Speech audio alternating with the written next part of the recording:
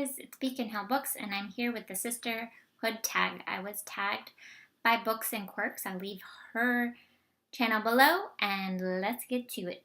Number 1, name a book you gave 1 to 2 stars. I think my average rating is like 3.75 or something, but as I said in another one of my videos, I gave The Time Traveler's Wife by Audrey Niffenegger 1 star.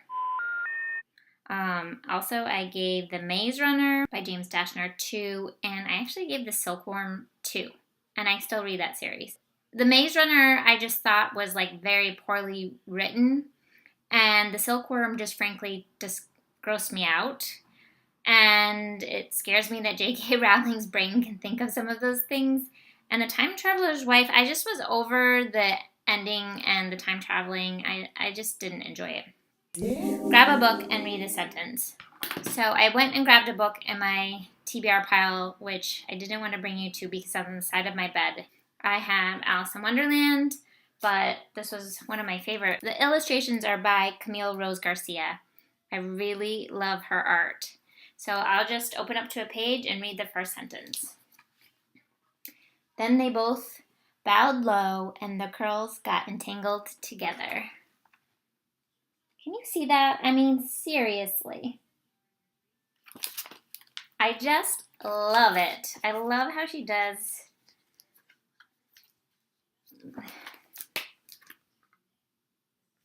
Love it. Show us a book that was completely a cover by. If you read the book, was it as beautiful on the inside as it was on the outside? Okay, I just put this in a video yesterday, but it's true. It did draw me to it, so I will say The Witch of Painted Sorrows by M.J. Rose is part of the Daughters of La Lune series. It's this gorgeous, dreamy cover with beautiful aqua tones. I love the kind of lettering. I find the book just as beautiful as the outside. It had some strange, fantastical twists to it, but I like that. I do like that. Recommend a diverse book. Well, I will say that's half of the reason why I did this booktube channel, is that I don't think I was reading diversely enough.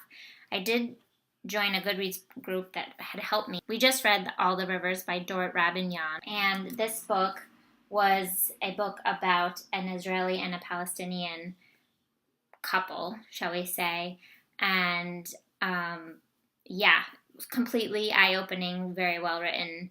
I'm going to speak to it, a few quotes, and then Mel's putting together a group video about this, but I did really enjoy this book. Do you prefer happy endings or sad endings? Definitely, I'm a happy ending person. I think I'm too emotional. Any sad book or movie, I like mope around. It physically somehow touches me, and I don't know why. Like, I can't separate myself from it. So definitely happy. Where do you get most of your book recommendations? Mostly, I would say Goodreads, BookTube, obviously, and then my library. If you put a book on your wish list and it's not available, it will suggest other books that are, and usually they're spot on with the recommendations. Margaret, the first that I read, that actually was, I saw it at a bookstore in Jamaica Plain, which the staff had recommended before I saw it on BookTube, and I wish that I had bought that instead of Lincoln in the Bardo, I have to say. Do you give books as gifts? Not as often as I would like. I do give a lot of book recommendations. I don't want to force feed people what I love, and so a lot of times I'll trade books with people within my family more than anything. What is the first book you can remember choosing for yourself? My mom talks about, she would come in her room and I would be reading Bernstein Bear's Honey Hunt, and I couldn't even speak English, so I would just like make up words. And I think that book related to me because it had a lot of like sounding words like bee and buzz. But when I have like a complete memory of being in the 3rd grade and going back to the library multiple times to get this book called Jelly Belly, and it was about a kid that went to summer camp, and I loved the story and I loved the feel of the book. So that was one of the books that I went back and got multiple times. I'm not usually a rereader. Do you read books from independently published authors? Which indie author would you recommend to other booktubers? I don't think I read enough independently published books, so I'm so glad now that I've been watching more booktube videos and much more aware about this.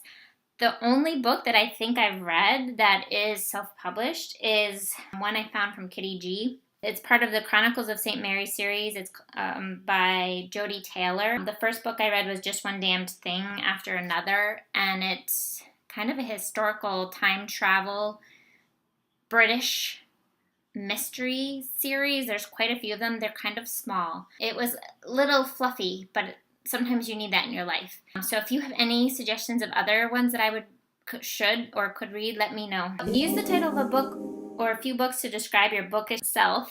Valiant ambition is not a fool's quest. And that is speaking to my love of reading and reading too many books at once and having a huge TBR pile. But so be it. So anyways, if there's anyone else I can tag, I'll look and post it down below. But thank you so much for tagging me, and thank you so much for watching. If you have any recommendations you think that I would love, please post them below or just say hi.